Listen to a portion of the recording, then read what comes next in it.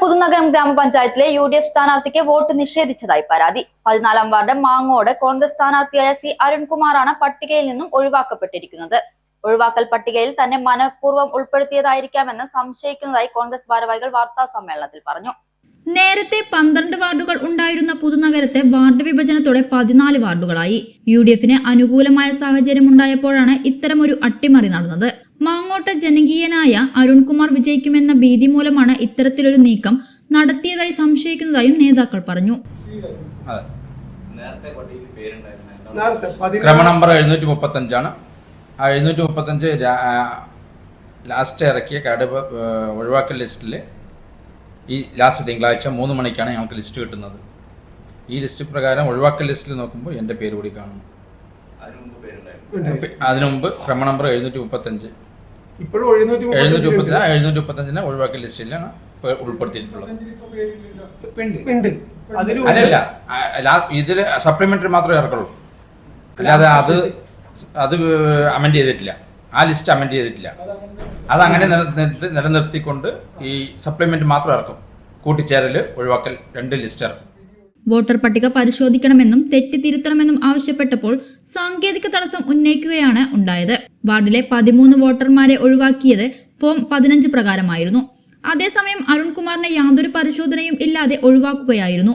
ഇത് സംബന്ധിച്ച് സെക്രട്ടറിക്കും ജില്ലാ കളക്ടർക്കും പരാതി നൽകിയിട്ടുണ്ട്.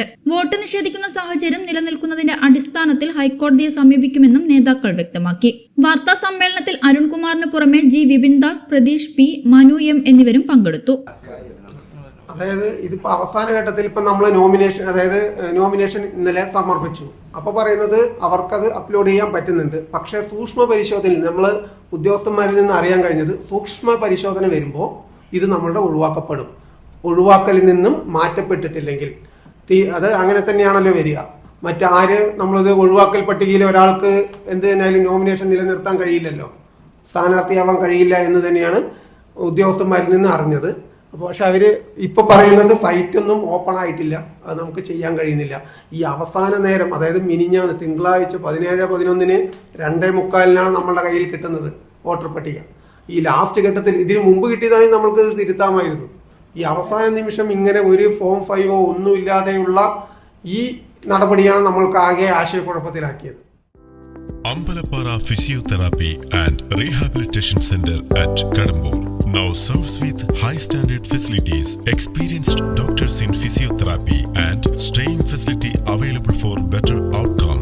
Our treatments are neurological physiotherapy, musculoskeletal physiotherapy, orthopedic and sports physiotherapy, pediatric physiotherapy, geriatric physiotherapy, cardiothoracic physiotherapy, pre and postnatal exercises through electrotherapy and exercise therapy services.